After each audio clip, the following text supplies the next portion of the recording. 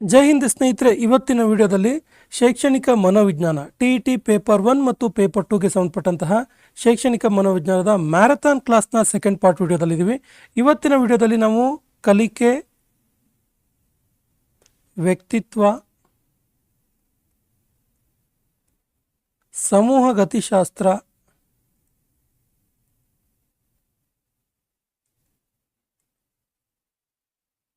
ಪಿಯಾಜೆ ಅವರ ಜ್ಞಾನಾತ್ಮಕ ವಿಕಾಸದ ಹಂತಗಳು, ಇದರ ಬಗ್ಗೆ ಸಂಪೂರ್ಣವಾಗಿ ಪ್ರಮುಖ ಅಂಶಗಳನ್ನು ಡಿಸ್ಕಸ್ ಮಾಡ್ತಾ ಸಂಪೂರ್ಣ ವಿವರಗಳನ್ನು ನೀಡ್ತಾ ಹೋಗ್ತೀವಿ. ಅದರ ಜೊತೆಗೆ ಪ್ರಮುಖ ಅಂಶಗಳ ಇಂಪಾರ್ಟೆಂಟ್ ಪಾಯಿಂಟ್ಗಳನ್ನು ಕೂಡ ಹೈಲೈಟ್ ಮಾಡ್ತಾ ಹೋಗ್ತೀವಿ.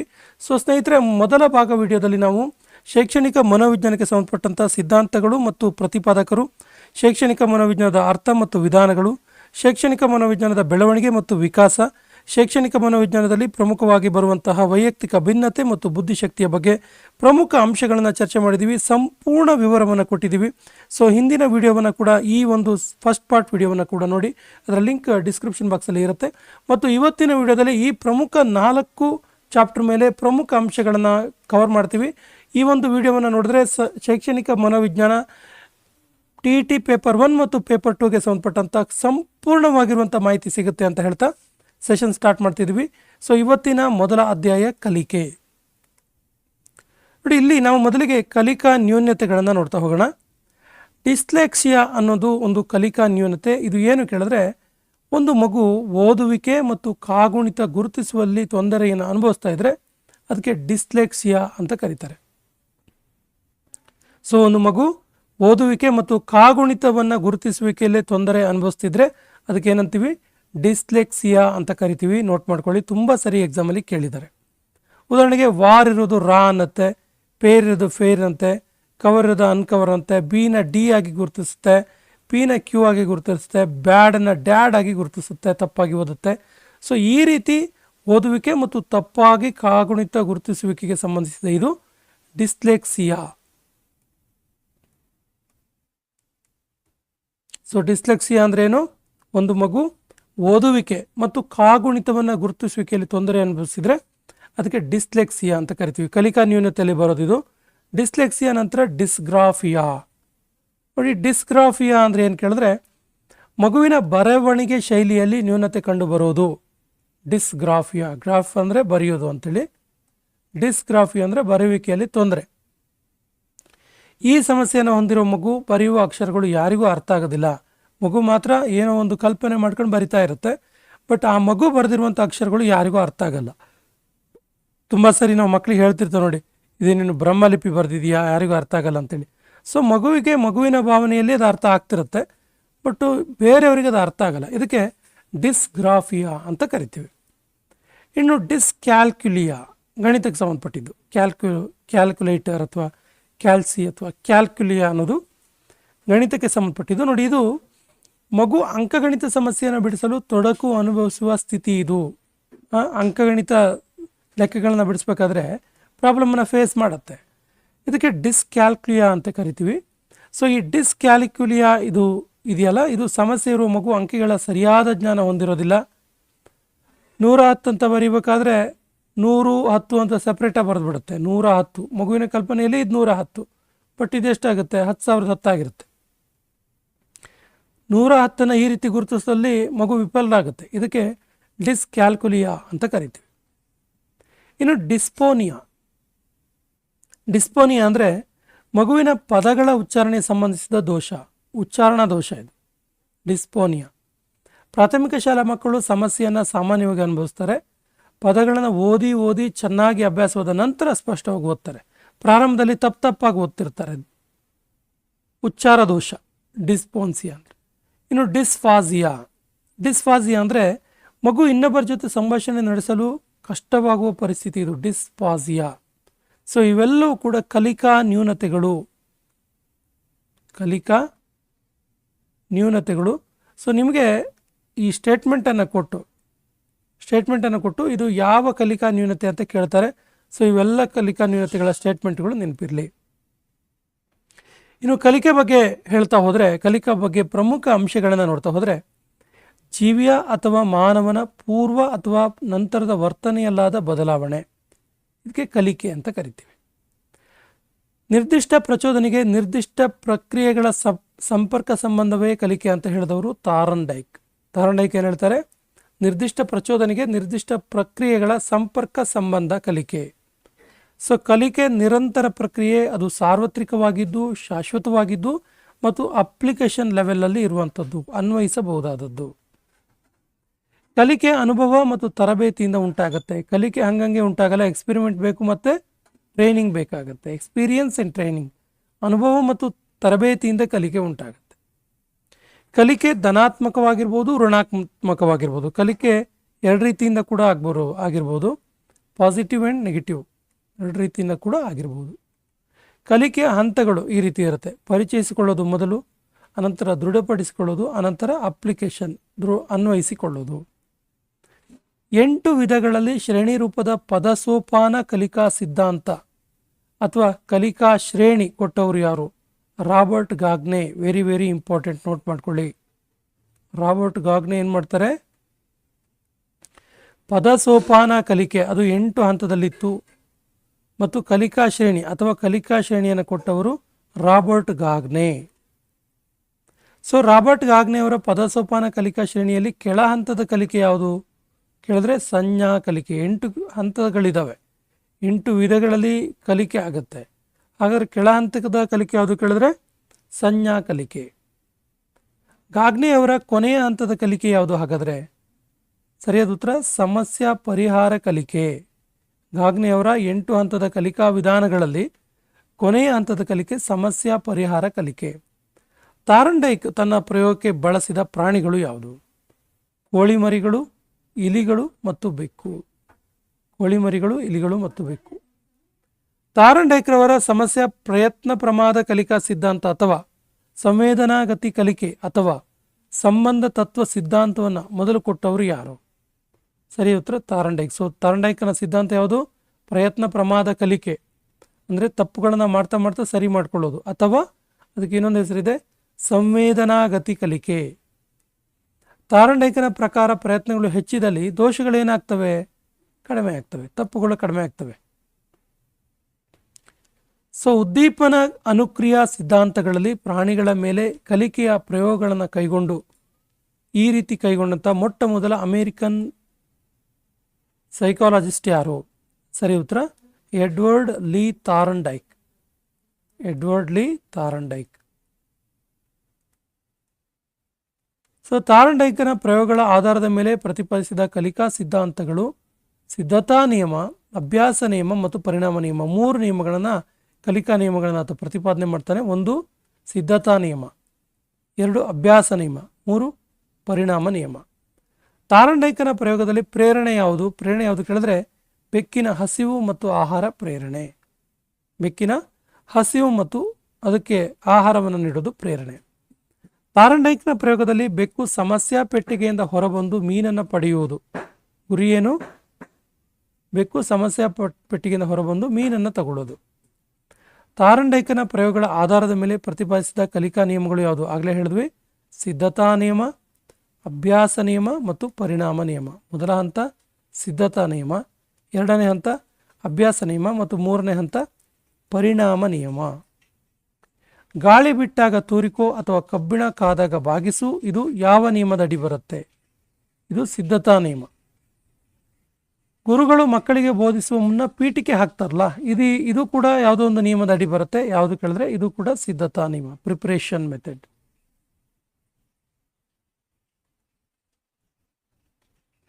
ಶಿಕ್ಷಕನು ವಿಷಯವನ್ನು ಪುನರಾವರ್ತನೆ ಮಾಡ್ತಾನೆ, ಇದೇನು? ಇದು ಅಭ್ಯಾಸ ನಿಯಮ. ಇದು ಅಭ್ಯಾಸ ನಿಯಮ. ಯಶಸ್ಸೇ ಯಶಸ್ಸಿನ ಉತ್ತರಾಧಿಕಾರಿ, ಇದು ಯಾವ ನಿಯಮ? ಇದು ಪರಿಣಾಮ ನಿಯಮ. ಇದು ಪರಿಣಾಮ ನಿಯಮ. ಹೊಗಳಿಕೆ, ತೆಗಳಿಕೆ, ಪ್ರೋತ್ಸಾಹ, ಶಿಕ್ಷೆ, ಬೆದರಿಕೆ ಇವು ಯಾವ ನಿಯಮದ ಅಡಿಯಲ್ಲಿ ಬರ್ತವೆ? ಪರಿಣಾಮ ನಿಯಮ. ತುಂಬ ಸರಿ ಕೇಳಿದ್ದಾರೆ ಎಕ್ಸಾಮಲ್ಲಿ, ನೋಟ್ ಮಾಡ್ಕೊಳ್ಳಿ. ತಾರನ್ಡೈಕರ ಕಲಿಕಾ ನಿಯಮದಲ್ಲಿ, ಕಲಿಕಾ ಸಿದ್ಧಾಂತದಲ್ಲಿ ಹೊಗಳಿಕೆ, ತೆಗಳಿಕೆ, ಪ್ರೋತ್ಸಾಹ, ಶಿಕ್ಷೆ, ಬೆದರಿಕೆ ಇವು ಯಾವ ನಿಯಮದ ಅಡಿಯಲ್ಲಿ ಬರ್ತವೆ ಕೇಳಿದ್ರೆ ಪರಿಣಾಮ ನಿಯಮದ ಅಡಿಯಲ್ಲಿ ಬರ್ತವೆ. ಇನ್ನು ಅಭಿಜಾತ ಸ್ವಬಾಧಿತ ಅನುಕ್ರಿಯಾವಾದ ಅಥವಾ ಶಾಸ್ತ್ರೀಯ ಕಲಿಕಾ ಸಿದ್ಧಾಂತ ಅಥವಾ ಸಾಂಪ್ರದಾಯಿಕ ಅನುಬಂಧನ ಕಲಿಕೆ ಪ್ರತಿಪಾದಿಸಿದ ರಷ್ಯನ್ ಮನೋವಿಜ್ಞಾನಿ ಯಾರು? ಸಾಂಪ್ರದಾಯಿಕ ಅನುಬಂಧಿತ ಕಲಿಕಾ ಸಿದ್ಧಾಂತ. ಇದನ್ನು ಪ್ರತಿಪಾದಿಸಿದ್ದು ಇವಾನ್ ಮೆಟ್ರೋವಿಚ್ ಪಾವ್ಲೋ.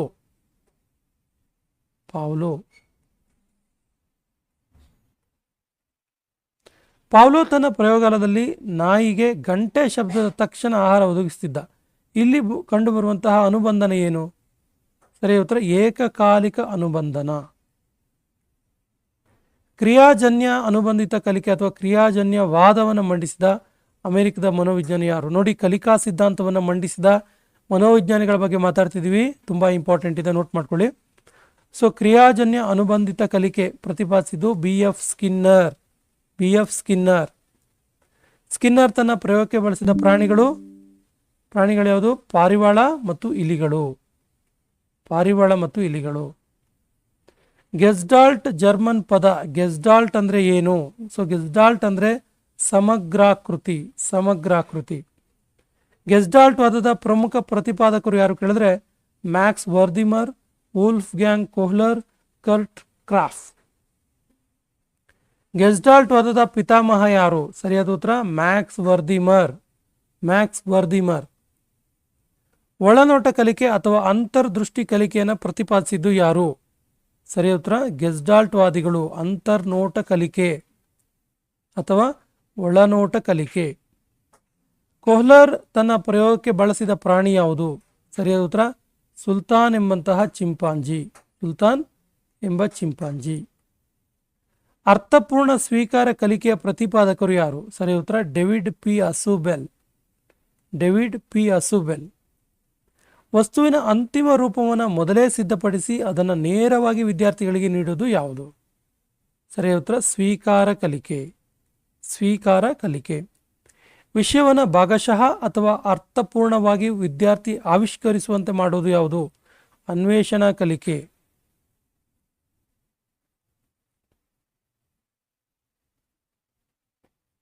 ಯಾವುದೇ ಒಂದು ಪ್ರಾಣಿಯ ವರ್ತನೆಯನ್ನ ಇನ್ನೊಂದು ಪ್ರಾಣಿಯ ವರ್ತನೆಯನ್ನು ವೀಕ್ಷಿಸುವುದರ ಮೂಲಕ ಶಾಶ್ವತವಾಗಿ ಬದಲಾವಣೆ ಉಂಟಾಗೋದು ಏನು? ಇದು ವೀಕ್ಷಣಾ ಕಲಿಕೆ ಅಥವಾ ಮಾದರಿ ಕಲಿಕೆ ಅಥವಾ ಸಾಮಾಜಿಕ ಕಲಿಕಾ ಸಿದ್ಧಾಂತವನ್ನು ಪ್ರತಿಪಾದಿಸಿದ್ದಾರು? ಸರಿ ಉತ್ತರ ಆಲ್ಬರ್ಟ್ ಬಂಡೂರ. ಪ್ರಶ್ನೆ ಈ ರೀತಿಯೂ ಕೇಳ್ಬೋದು. ವೀಕ್ಷಣಾ ಕಲಿಕೆಗೆ ಇರುವಂಥ ಇನ್ನಿತರ ಹೆಸರುಗಳು ಮಾದರಿ ಕಲಿಕೆ, ಸಾಮಾಜಿಕ ಕಲಿಕಾ ಸಿದ್ಧಾಂತ. ಪ್ರತಿಪಾದನೆ ಮಾಡಿದವರು ಯಾರು? Albert Bandura. ಸೊ ವೀಕ್ಷಣಾ ಕಲಿಕೆಯ ಹಂತಗಳು ಯಾವುದು? ಸರಿ ಉತ್ತರ ಅರ್ಜನೆ, ಧಾರಣೆ, ಕಾರ್ಯನಿರ್ವಹಣೆ, ಪರಿಣಾಮ. ಸೊ ಪ್ರಭುತ್ವ ಕಲಿಕೆಯ ಪ್ರತಿಪಾದಕರು ಯಾರು? ಸರಿಯಾದ ಉತ್ತರ ಬೆಂಜಮಿನ್ ಎಸ್ ಬ್ಲೂಮ್. ಇವರು ಪ್ರಭುತ್ವ ಕಲಿಕೆಯ ಪ್ರತಿಪಾದಕರು. ಪ್ರೇರಣೆ ಅಂದರೆ ಇಂಗ್ಲಿಷ್ ಭಾಷೆಯ ಮೋಟಿವೇಶನ್. ಇದು ಲ್ಯಾಟಿನ್ ಭಾಷೆಯ ಮೂವರ್ ಎನ್ನುವಂಥ ಪದದಿಂದ ಆರಿಸಿಕೊಳ್ಳಲಾಗಿದೆ. ಮೂವರ್ ಅಂದರೆ ಚಲಿಸು. ಮೋಟಿವೇಶನ್ನ ಮೂಲ ಪದ ಲ್ಯಾಟಿನ್ ಭಾಷೆಯ ಮೂವರ್, ಇದರ ಅರ್ಥ ಚಲಿಸು. ಆತ್ಮ ಸಾಕ್ಷಾತ್ಕಾರ ಸಿದ್ಧಾಂತವನ್ನು ಪ್ರತಿಪಾದಿಸಿದ್ಯಾರು? ಸರಿಯಾದ ಉತ್ತರ ಮಾಸ್ಲೋ. ಆತ್ಮ ಸಾಕ್ಷಾತ್ಕಾರ ಸಿದ್ಧಾಂತ. ಮಾಸ್ಲೋರವರ ಆತ್ಮ ಸಾಕ್ಷಾತ್ಕಾರ ಅಗತ್ಯತೆಗಳ ಶ್ರೇಣಿ ದೈಹಿಕ ಅಗತ್ಯತೆ ಮತ್ತು ರಕ್ಷಣಾ ಅಗತ್ಯತೆ. ಇನ್ನು ಪ್ರೀತಿ ಅಪೇಕ್ಷೆ ಅಗತ್ಯತೆ, ಸ್ವಪ್ರತಿಷ್ಠೆ ಅಗತ್ಯತೆ ಮತ್ತು ಆತ್ಮ ಸಾಕ್ಷಾತ್ಕಾರ ಅಗತ್ಯತೆ ಇವು ಮಾಸ್ಲೋರವರ ಆತ್ಮ ಸಾಕ್ಷಾತ್ಕಾರ ಅಗತ್ಯತೆಗಳ ಶ್ರೇಣಿಗಳಾಗಿವೆ. ನಮ್ಮ ಮನಸ್ಸನ್ನು ಕಲಿಯುವ ವಸ್ತುವಿನ ಕಡೆಗೆ ಕೇಂದ್ರೀಕರಿಸೋದು ಏನು? ಸರಿಯಾದ ಉತ್ತರ ಅವಧಾನ, ಕಾನ್ಸಂಟ್ರೇಷನ್.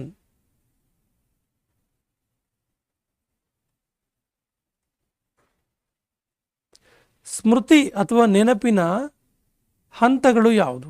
ಸರಿಯಾದ ಉತ್ತರ ಕಲಿಕೆ, ಧಾರಣೆ, ಪುನಃಸ್ಮರಣೆ ಮತ್ತು ಗುರುತಿಸುವಿಕೆ. ಇವು ಸ್ಮೃತಿಯ ನೆನಪಿನ ಹಂತಗಳಾಗಿವೆ. ಸ್ಮೃತಿಯ ಮೇಲೆ ಪ್ರಭಾವ ಬೀರುವ ಅಂಶಗಳು ಯಾವುದು? ಸರಿಯಾದ ಉತ್ತರ ವೈಯಕ್ತಿಕ ಭಿನ್ನತೆ, ಆಸಕ್ತಿ, ಅಭಿಪ್ರೇರಣೆ ಮತ್ತು ಮನೋಧೋರಣೆಗಳು. ಜೊತೆಗೆ ಕಲಿಕೆಯ ಪ್ರಮಾಣ, ಕಲಿಯುವ ವಿಷಯ ಮತ್ತು ಪುನರಾವರ್ತನೆ. ಪ್ರತಿಬಿಂಬ 1 ಸೆಕೆಂಡಿಗೂ ಕಡಿಮೆ ಉಳಿಯುವ ಒಂದು ಸ್ಮೃತಿ, ಇದಕ್ಕೆ ಏನಂತ ಕರಿತೀವಿ? ಇದು ಇಂದ್ರಿಯ ಸ್ಮೃತಿಯಾಗಿದೆ. ವಿಸ್ಮೃತಿಯ ವಕ್ರರೇಖೆಯನ್ನು ಕೊಟ್ಟವರು ಯಾರು? ವಿಸ್ಮೃತಿಯ ವಕ್ರರೇಖೆಯನ್ನು ಕೊಟ್ಟವರು ಎಬ್ಬಿಂಗ್ ಹೌಸ್. ಎಬ್ಬಿಂಗ್ ಹೌಸ್.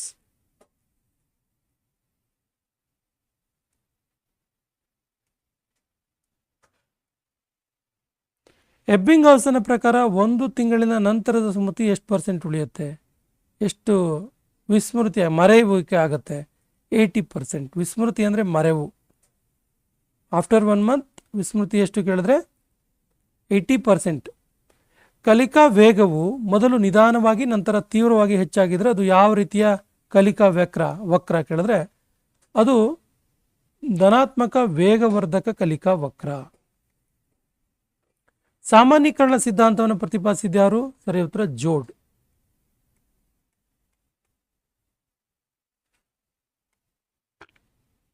ಇನ್ನು ಇದರ ಹೆಚ್ಚುವರಿ ಪ್ರಶ್ನೋತ್ತರಗಳು ನೋಡಿ. ಇದು ಕಲಿಕೆ, ಬೇರೆ ಬೇರೆ ಕಲಿಕಾ ವಿಧಾನಗಳು ಮತ್ತು ಅದರ ಮನೋವಿಜ್ಞಾನಿಗಳ ಬಗ್ಗೆ ಕುರಿತಾಗಿದೆ. ಹೊಂದಿಸಿ ಬರೆಯಲಾಗಿದೆ. ಬಂಡೂರ್ ಅವ್ರದ್ದು ಸಾಮಾಜಿಕ ಕಲಿಕೆ, ಬ್ರೂನರ್ ಅನ್ವೇಷಣ ಕಲಿಕೆ, ಸ್ಕಿನ್ನರ್ ಕಾರ್ಯಕ್ರಮಾನ್ವಯ ಕಲಿಕೆ, ಬ್ಲೂಮ್ ಪ್ರಭುತ್ವ ಕಲಿಕೆ.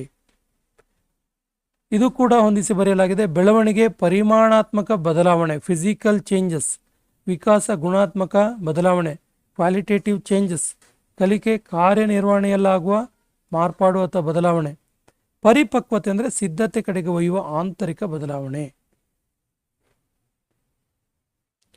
ಕಲಿಕೆ ಹೆಚ್ಚು ಸೂಕ್ತವಾದ ಅರ್ಥವೆಂದರೆ, ಕಲಿಕೆ ಅಂದರೆ ಏನು, ಸೂಕ್ತವಾಗಿ ಏನನ್ನು ನಾವು ಡಿಫೈನ್ ಮಾಡ್ಬೋದು ಕೇಳಿದ್ರೆ ವರ್ತನೆಯಲ್ಲಿನ ಬದಲಾವಣೆ, ವರ್ತನೆಯಲ್ಲಿನ ಪರಿವರ್ತನೆಯೇ ಕಲಿಕೆ. ಪ್ರೋಗ್ರಾಮ್ಡ್ ಇನ್ಸ್ಟ್ರಕ್ಷನ್ ಅನುಮೋದನೆ ಮಾಡಿದ್ದು ಯಾರು? ಸರಿಯಾದ ಉತ್ತರ BF ಸ್ಕಿನ್ನರ್. Programmed instruction. ಪರಿಷ್ಕೃತ ಬ್ಲೂಮರ್ನ ವರ್ಗೀಕರಣ ಜ್ಞಾನ ವಲಯಗಳ ಅಂಶಗಳು ಯಾವುದು? ಸ್ಮರಿಸುವಿಕೆ, ಗ್ರಹಿಸುವಿಕೆ, ಅನ್ವಯಿಸುವಿಕೆ ಮತ್ತು ವಿಶ್ಲೇಷಿಸುವಿಕೆ. ಈ 4 ಹಂತಗಳನ್ನು ಒಳಗೊಂಡಿದೆ. ಸ್ಮರಿಸುವುದು, ಗ್ರಹಿಸುವುದು, ಅನ್ವಯಿಸುವುದು ಮತ್ತು ವಿಶ್ಲೇಷಿಸುವುದು. 4 ವಿದ್ಯಾರ್ಥಿಗಳು ಒಬ್ಬ ಶಿಕ್ಷಕರೊಂದಿಗೆ ಒಂದು ಪಠ್ಯಲೇಖವನ್ನು ಚರ್ಚಿಸುತ್ತಾ ಪರಿಣಾಮಕಾರಿ ಗ್ರಹಣ ಯುಕ್ತ ಓದುಗಾರಿಕೆಯನ್ನು ತೋರಿದ್ರು. ಇಲ್ಲಿ ನಡೆಯುತ್ತಿರುವ ಕಲಿಕೆ ಯಾವುದು? ಇಲ್ಲಿ ನಡೆಯುತ್ತಿರುವ ಕಲಿಕೆ ಸಹಕಾರ ಕಲಿಕೆ. ನೋಡಿ, 4 ವಿದ್ಯಾರ್ಥಿಗಳು ಶಿಕ್ಷಕರೊಂದಿಗೆ ಚರ್ಚಿಸುತ್ತಾ ಗ್ರಹಿಸಿಕೊಳ್ತಾ ಇರೋದು ಸಹಕಾರ ಕಲಿಕೆ. ವಿದ್ಯಾರ್ಥಿಗಳಲ್ಲಿ ಅನ್ವೇಷಣಾ ಕಲಿಕೆ ಉತ್ತೇಜಿಸುವಾಗ ಶಿಕ್ಷಕರು ಇದನ್ನು ಮಾಡಬಾರ್ದು. ಏನು ಮಾಡಬಾರ್ದು? ಸಮಸ್ಯೆ ಹೆಂಗೆ ಪರಿಹರಿಸಬೇಕು ಅಂತ ವಿವರಣೆ ನೀಡಬಾರ್ದು.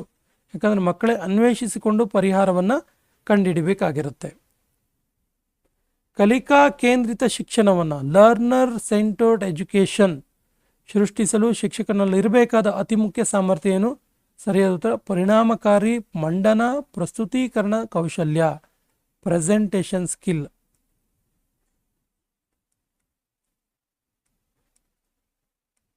ಇರಬೇಕಾಗತ್ತೆ. ಕಲಿಕೆ ಹೆಚ್ಚು ಪರಿಣಾಮಕಾರಿ ಆಗೋದು ಯಾವಾಗ? ಪುನರ್ಬಲನ ಚಟುವಟಿಕೆ ನೀಡಿದಾಗ. ಗಣಿತ ವಿಷಯ ಎಂದರೆ ತುಂಬ ಕಠಿಣ ಏನಲ್ಲ, ಆದರೆ ಮಗುವೊಂದು ಹಾಗೆ ಭಾವಿಸುವ ಸಾಧ್ಯತೆ ಇದೆ ಅಂತ ತಿಳಿಸುವ ಸಿದ್ಧಾಂತ ಯಾವುದು? ಸರಿ ಉತ್ತರ ಸೋಪಾದಿತ ಅನುಬಂಧನ ಕಲಿಕಾ ಸಿದ್ಧಾಂತ. ಮಗುವೊಂದಕ್ಕೆ ಒಂದು ಕಾರ್ಯವನ್ನು ಅನೇಕ ಬಾರಿ ಗೃಹಪಾಠ ನೀಡಿ ಕಲಿಸಿದಾಗ ಏನಾಗುತ್ತೆ? ರೂಢಿ ಮೂಲಕ, ಪ್ರಾಕ್ಟೀಸ್ ಮೂಲಕ ಕಲಿಕೆ ಉಂಟಾಗುತ್ತೆ. ಪ್ರಾಕ್ಟೀಸ್ ಮೇಕ್ಸ್ ಮ್ಯಾನ್ ಪರ್ಫೆಕ್ಟ್ ಅಂತೀವಲ್ಲ, ಆ ರೀತಿ. ಜೀವಿಯೊಂದು ಅನುಬಂಧನೆಗೆ ಒಳಪಟ್ಟಾಗ ಪುಷ್ಟೀಕರಣ ಒದಗಿಸದೇ ಹೋದರೆ ಏನಾಗುತ್ತೆ ಕೇಳಿದ್ರೆ ಕಲಿಕೆ ದುರ್ಬಲಗೊಳ್ಳುತ್ತೆ. ಕಲಿಕೆ ಲರ್ನಿಂಗ್ ವೀಕ್ ಆಗ್ತಾ ಹೋಗುತ್ತೆ. ವೈದ್ಯಕೀಯ ಪದವಿಗೆ ಪ್ರವೇಶ ಪಡೆಯಲು ನೀಟ್ ಪರೀಕ್ಷೆಗಾಗಿ ಒಬ್ಬ ವಿದ್ಯಾರ್ಥಿ ಕಠಿಣ ಪರಿಶ್ರಮದಿಂದ ಓದ್ತಾ ಇದ್ದಾನೆ. ಈ ವಿದ್ಯಾರ್ಥಿ ಯಾವುದರಿಂದ ಅಭಿಪ್ರೇರಿತ? ಬಾಹ್ಯ ಅಭಿಪ್ರೇರಿತ.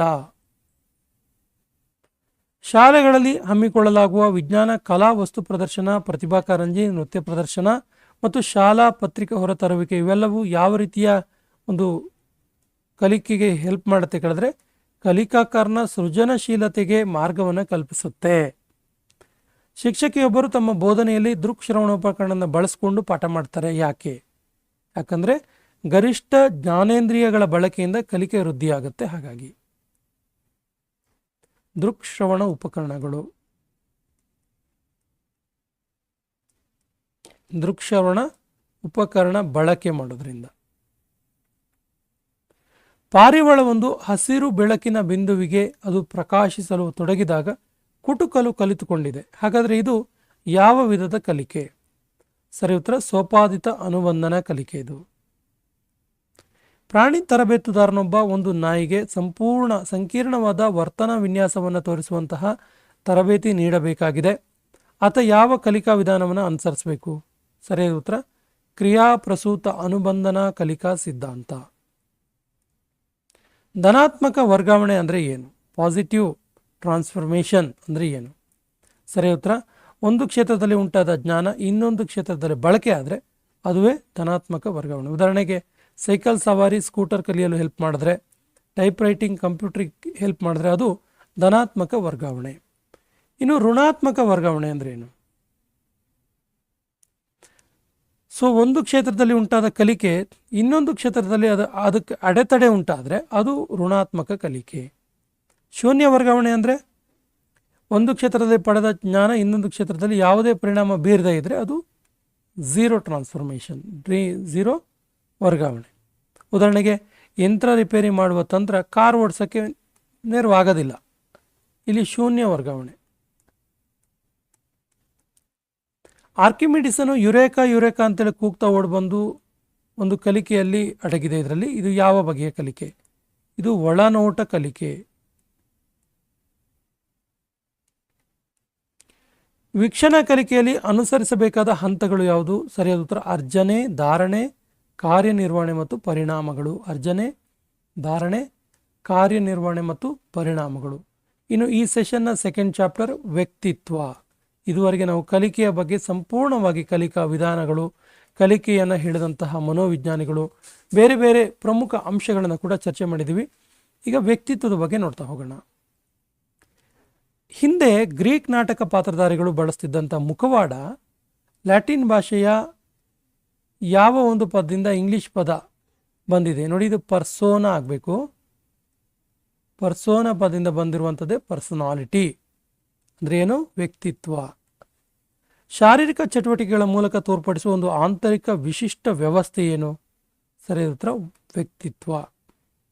ವ್ಯಕ್ತಿತ್ವದ ಮೇಲೆ ಪ್ರಭಾವ ಬೀರುವ ಅಂಶಗಳು ಯಾವುದು? ದೇಹ, ಬುದ್ಧಿಶಕ್ತಿ, ಲಿಂಗ, ನರವ್ಯವಸ್ಥೆ ಮತ್ತು ರಾಸಾಯನಿಕ ವಸ್ತುಗಳ ಸಂಘಟನೆ ಮತ್ತು ಇಂಪಾರ್ಟೆಂಟ್ಲಿ ಪರಿಸರ, ಎನ್ವೈರನ್ಮೆಂಟ್.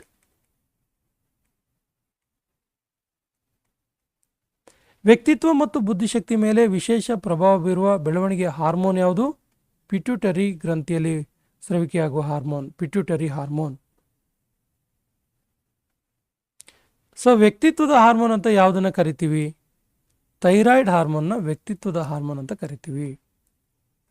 ವ್ಯಕ್ತಿತ್ವವನ್ನು ದೈಹಿಕ ರಚನೆಯ ಆಧಾರದ ಮೇಲೆ ವರ್ಗೀಕರಿಸಿದವರು ಯಾರು? ಸರಿಯಾದ ಉತ್ತರ ಕ್ರೇಶ್ಮರ್ ಅವರ ಪ್ರಕಾರ ವ್ಯಕ್ತಿತ್ವದ ವಿಧಗಳು ಯಾವುದು? ಸರಿಯಾದ ಉತ್ತರ ದುಂಡದೇಹಿ, ಪುಷ್ಪದೇಹಿ, ಕೃಶದೇಹಿ ಮತ್ತು ಕುರೂಪದೇಹಿ. ಯಾಕಂದ್ರೆ ಇವರು ದೈಹಿಕ ರಚನೆಯ ಆಧಾರದ ಮೇಲೆ ವ್ಯಕ್ತಿತ್ವವನ್ನು ಗುರುತಿಸ್ತಾರೆ. ಯಾರು? ಕ್ರೇಶ್ಮರ್. ಶೆಲ್ಡನ್ ಅವರ ಪ್ರಕಾರ ವ್ಯಕ್ತಿತ್ವದ ವಿಧಗಳು ಯಾವುದು? ಸರಿಯಾದ ಉತ್ತರ ದುಂಡದೇಹಿ, ಪ್ರಸಾಮಾನ್ಯ ದೇಹಿ, ಲಂಬದೇಹಿ. 1993ರಲ್ಲಿ ವ್ಯಕ್ತಿತ್ವವನ್ನು ವ್ಯಕ್ತಿಗಳ ವರ್ತನೆಯ ಆಧಾರದ ಮೇಲೆ ವರ್ಗೀಕರಿಸಿದ ಮನೋವಿಶ್ಲೇಷಣಾ ಪಂಥಿ ಯಾರು? ಸರಿಯಾದ ಉತ್ತರ Carl Jung. So Carl Jung ಅವರ ವ್ಯಕ್ತಿತ್ವದ ವಿಧಗಳು ಯಾವುದು? ಸರಿಯಾದ ಉತ್ತರ ಕಾರ್ಲ್ ಯುಂಗ್ ಅವರ ವ್ಯಕ್ತಿತ್ವದ ವಿಧಗಳು ಅಂತರ್ಮುಖಿ ಮತ್ತು ಬಹಿರ್ಮುಖಿ.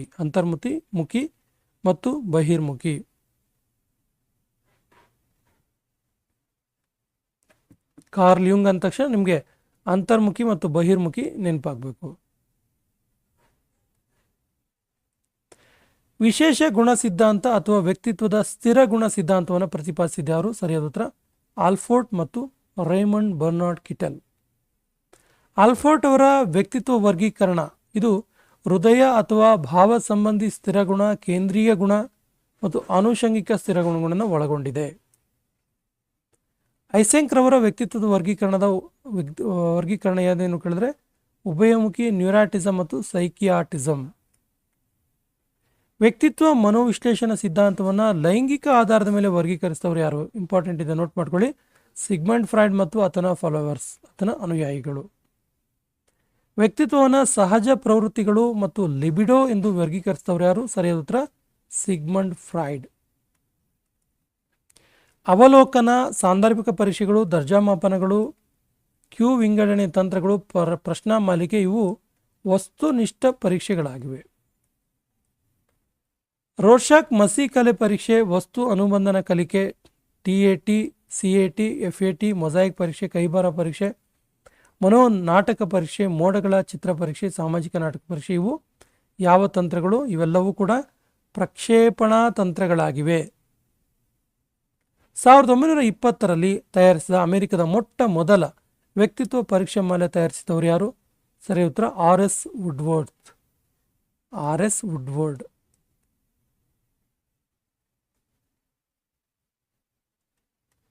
ರೆಮಾಂಡ್ ಬರ್ನಾರ್ಡ್ ಕೆಟಲ್ ರೂಪಿಸಿದಂಥ ವ್ಯಕ್ತಿತ್ವ ಪರೀಕ್ಷೆ ಯಾವುದು? 16. ಐಸೆಂಗ್ ತಯಾರಿಸಿದ ವ್ಯಕ್ತಿತ್ವ ಮಾಲೆ ಯಾವುದು? EPI. ಮಸಿ ಗುರುತು ಪರೀಕ್ಷೆಯನ್ನು ಸಿದ್ಧಪಡಿಸಿದವರು ಯಾರು? ಹರ್ಮನ್ ರೋರ್ಶಾಕ್. ಪುರುಷರಲ್ಲಿ ಸ್ತ್ರೀ ಗುಣ ಇರುವಿಕೆಯನ್ನು ಏನಂತ ಕರಿತೀವಿ?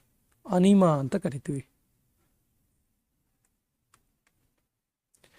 ವ್ಯಕ್ತಿಯು ಒಂದು ನಿರ್ದಿಷ್ಟ ಗುರಿಯಡೆಗೆ ಸಾಗುತ್ತಿರುವಾಗ ಅಡಚಣೆಯೊಂದರಿಂದ ಪ್ರತಿರೋಧಿಸಲ್ಪಟ್ಟರೆ ಅದು ಏನು?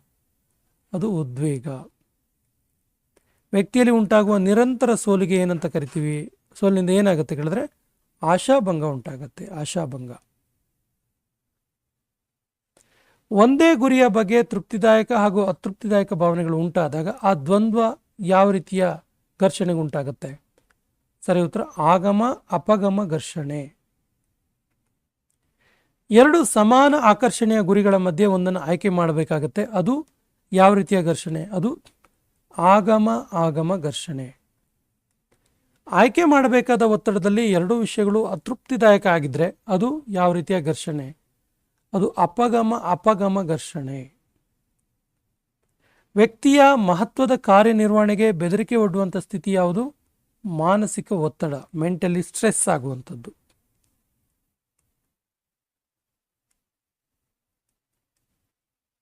ಆಕ್ರಮಣ ಪ್ರಕ್ರಿಯೆಯಲ್ಲಿ ವ್ಯಕ್ತಿ ಅಡಚಣೆ ಅಥವಾ ಅಡಚಣೆಗೆ ಪ್ರತಿಯಾಗಿ ಬೇರೆ ವಸ್ತುವಿನ ಮೇಲೆ ಆಕ್ರಮಣ ಮಾಡುವುದು ಯಾವ ರೀತಿಯ ರಕ್ಷಣಾ ತಂತ್ರ?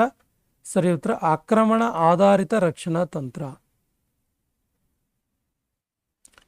ತನ್ನ ಸಿಟ್ಟನ್ನು ಇತರರ ಮೇಲೆ ವ್ಯಕ್ತಪಡಿಸಲು ಸಾಧ್ಯವಾಗದೆ ಕೋಪವನ್ನು ತನ್ನೆಡೆಗೆ ತಿರುಗಿಸಿಕೊಳ್ಳುವುದು ಯಾವ ರೀತಿಯ ಒಂದು ರಕ್ಷಣಾ ತಂತ್ರ?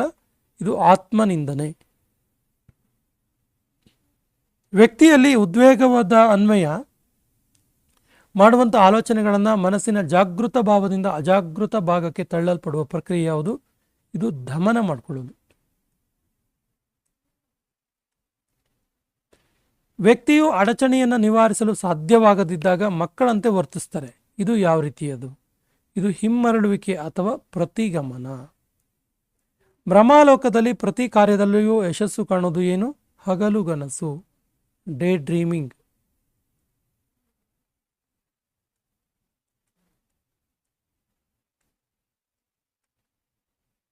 ವ್ಯಕ್ತಿಯು ಸರಳವಾಗಿ ತನ್ನ ಅಸಮರ್ಥತೆಯನ್ನು ಒಪ್ಪಿಕೊಳ್ಳದೆ ತನ್ನ ಸೋಲಿಗೆ ಕ್ರಮಾರ್ಹವಾದ ಕಾರಣಗಳನ್ನು ಪತ್ತೆ ಹಚ್ಚೋದೇನು? ತರ್ಕಸಮ್ಮತವಾಗಿಸುವಿಕೆ ಅಥವಾ ಸಂಯುಕ್ತೀಕರಣ. ಪರೀಕ್ಷೆಯಲ್ಲಿ ಫೇಲಾದ ವಿದ್ಯಾರ್ಥಿ ಶಿಕ್ಷಕರು ಸರಿಯಾಗಿ ಪಾಠ ಮಾಡಿಲ್ಲ ಅಂತ ಹೇಳೋದೇನು? ಇದು ಪ್ರಕ್ಷೇಪಣೆ. ಪರೀಕ್ಷೆಯಲ್ಲಿ ಫೇಲಾದ ವಿದ್ಯಾರ್ಥಿ ತನ್ನ ಹಾಗೆ ಭಾಳ ಜನ ಫೇಲ್ ಆಗಿದ್ದಾರೆ ಅಂತ ಹೇಳ್ತಾನೆ. ಇದೇನು? ಇದು ತರ್ಕಸಮ್ಮತವಾಗಿಸುವಿಕೆ ಅಥವಾ ಸಂಯುಕ್ತೀಕರಣ ಅಂತ ಕರಿತೀವಿ. ಉತ್ತಮ ಪ್ರಯತ್ನಗಳ ಹೊರತಾಗಿಯೂ ಹೆಚ್ಚಿನ ಸಾಧನೆ ಮಾಡದ ವ್ಯಕ್ತಿ ಇನ್ನೊಂದು ಕ್ಷೇತ್ರದಲ್ಲಿ ಸಾಧನೆ ಮಾಡ್ತಾನೆ. ಇದೇನು? ಇದು ಬದಲಿ ಪರಿಹಾರ. ಸ್ವಂತ ಮಕ್ಕಳನ್ನು ಹೊಂದದ ಮಹಿಳೆ ಶಾಲೆಯಲ್ಲಿ ಸೇವೆ ಸಲ್ಲಿಸುತ್ತಿರುವ ಮೂಲಕ ಮಕ್ಕಳ ಮೇಲೆ ಪ್ರೀತಿ ತೋರೋದೇನು? ಇದು ಉದಾತ್ತೀಕರಣ. ಮಾದರಿ ವ್ಯಕ್ತಿಯನ್ನು ಅನುಸರಿಸೋದೇನು? ಇದು ಅನನ್ಯತೆ. ತಾನು ಮಾಡಿದ ಅಪರಾಧದಿಂದ ದಾನ ಧರ್ಮ ಮಾಡೋದು, ಇದು ಶುದ್ಧೀಕರಣ. ಇವೆಲ್ಲ ಇಂಪಾರ್ಟೆಂಟ್ ನೋಡಿ. ಪ್ರಕ್ಷೇಪಣೆ, ತರ್ಕ, ಸಮ್ಮತವಾಗಿಸುವಿಕೆ, ಬದಲಿ ಪರಿಹಾರ, ಉದಾತ್ತೀಕರಣ, ಅನನ್ಯತೆ ಮತ್ತು ಶುದ್ಧೀಕರಣ ನೆನಪಿರಲಿ. ಇನ್ನು ಹೆಚ್ಚುವರಿ ಪ್ರಶ್ನೋತ್ತರಗಳನ್ನು ನೋಡೋಣ. ವ್ಯಕ್ತಿತ್ವದ ಅಸಮಂಜಸತೆಗೆ ಕಾರಣವಾಗುವ ಅಂಶಗಳು ಯಾವುದು? ಪುನರಾವರ್ತಿತ ಅನಾರೋಗ್ಯ, ಸೂಕ್ತವಲ್ಲದ ಮನೆಯ ವಾತಾವರಣ ಮತ್ತು ಅವಶ್ಯಕತೆಗಳ ಪೂರೈಕೆಯ ಕೊರತೆ. ಇನ್ನು ಪ್ರಮುಖ ವ್ಯಕ್ತಿತ್ವದ ಪರೀಕ್ಷೆಗಳು ಯಾವುದು? ಇಂಪಾರ್ಟೆಂಟ್ ನೋಟ್ ಮಾಡ್ಕೊಳ್ಳಿ.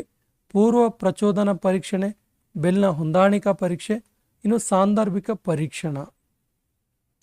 TAT ಅಂದರೆ ಥಿಮೆಫೈವ್ ಅಪ್ರೆಹೆನ್ಸಿವ್ ಟೆಸ್ಟ್ ಅಂತೇಳಿ. ಇದನ್ನು ಅಭಿವೃದ್ಧಿಪಡಿಸಿದವರು ಯಾರು? ಸರಿಯಾದ ಉತ್ತರ TAT ಅಭಿವೃದ್ಧಿಪಡಿಸಿದವರು ಮೊರ್ರೆ ಮತ್ತು ಮಾರ್ಗನ್. ಮರ್ರೆ ಮತ್ತು ಮಾರ್ಗನ್. ಬಹಿರ್ಮುಖಿ ಮತ್ತು ಅಂತರ್ಮುಖಿಗಳನ್ನು ಪತ್ತೆ ಹಚ್ಚಲು ಯಾವ ವ್ಯಕ್ತಿತ್ವದ ಪರೀಕ್ಷೆಯನ್ನು ಬಳಸ್ತಾರೆ? ಸರಿ ಉತ್ತರ ಐಸೆಂಕ್ ವ್ಯಕ್ತಿತ್ವದ ಪರೀಕ್ಷೆ. ಯಾವ ಪರಿಸ್ಥಿತಿಯಲ್ಲಿ ವ್ಯಕ್ತಿ ಆಶಾಭಂಗವನ್ನು ಅನುಭವಿಸ್ತಾನೆ? ಸರಿ ಉತ್ತರ ಗುರಿಯೊಂದನ್ನು ತಲುಪಲು ಮಾಡಲು ಪ್ರಯತ್ನಗಳಿಗೆ ಅಡ್ಡಿ ಉಂಟಾದಾಗ ಆತನಿಗೆ ಫ್ರಸ್ಟ್ರೇಷನ್ ಅಥವಾ ಆಶಾಭಂಗ ಆಗುತ್ತೆ.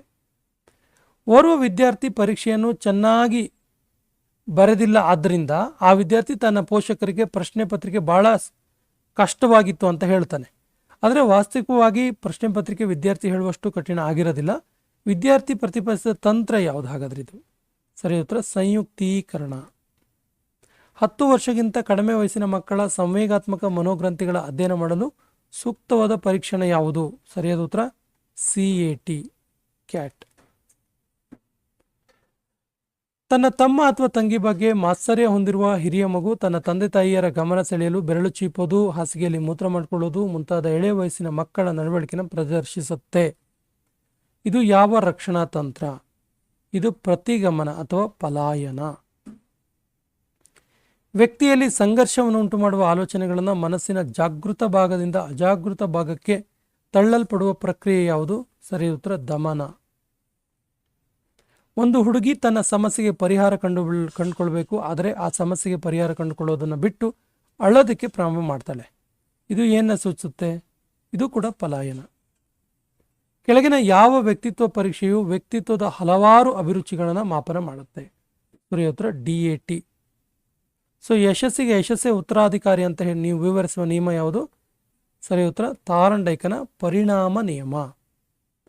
ಈ ಸೆಷನ್ನ 7ನೇ ಸೆಷನ್ 7ನೇ ಪಾಠ ಸಮೂಹ ಗತಿಶಾಸ್ತ್ರ.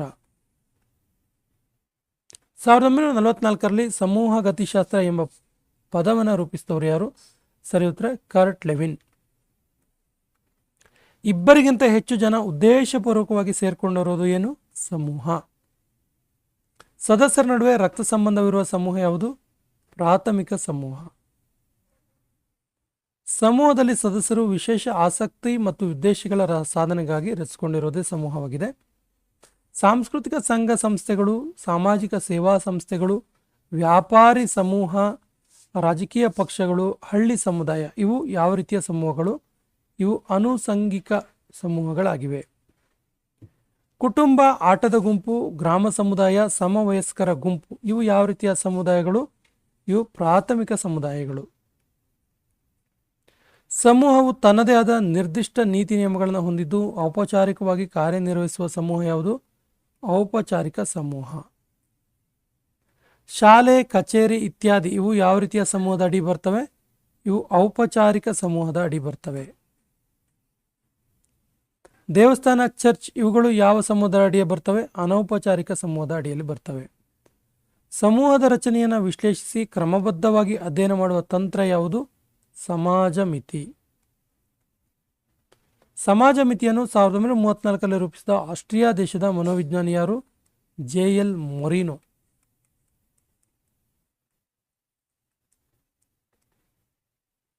ಸಮಾಜ ಆಲೇಖವನ್ನು ರಚಿಸಿದವರು ಯಾರು? ಸರಿ ಉತ್ತರ H.J. ಜೆನ್ನಿಂಗ್ಸ್. ಸಮೂಹದ ಪ್ರತಿ ಸದಸ್ಯರ ಆಕರ್ಷಣೆ ಹೊಂದಿರುವ ವ್ಯಕ್ತಿ ಯಾರು? ನಾಯಕ ಅಥವಾ ತಾರೆ, ಕ್ಯಾಪ್ಟನ್, ಲೀಡರ್. ಒಂದು ಶಾಲಾ ತರಗತಿಯಲ್ಲಿರುವ ನಾಯಕ ಯಾರು? ಶಿಕ್ಷಕ. ಸಮೂಹದ ಕೆಲವೇ ಸದಸ್ಯರೊಂದಿಗೆ ಸಂಬಂಧ ಹೊಂದಿರುವ ಅಥವಾ ಯಾರ ಆಕರ್ಷಣೆಗೂ ಒಳಗಾಗದ ಸದಸ್ಯ ಯಾರು? ಆತ ಏಕಾಂಗಿ. ಸಮೂಹದಲ್ಲಿ ಕೆಲವು ಸದಸ್ಯರ ಒಳಗುಂಪುಗಳಿಗೆ ಏನಂತೀವಿ? ಪರಸ್ಪರರು. ಒಂದು ಸಮೂಹದಲ್ಲಿ ಇನ್ನೊಬ್ಬನನ್ನ ಮತ್ತು ಮತ್ತೊಬ್ಬನನ್ನು ಆಯ್ಕೆ ಮಾಡಿದ್ರೆ ಆ ಸಂಬಂಧ ಸರಣಿ ಏನು? ಅದು ಸಂಬಂಧ. ಅಧಿಕಾರಶಾಹಿ ಮನೋಭಾವ ಹೊಂದಿರುವ ನಾಯಕ ಯಾರು? ನಿರಂಕುಶ ಪ್ರಭುತ್ವ ನಾಯಕ, ಡಿಕ್ಟೇಟರ್.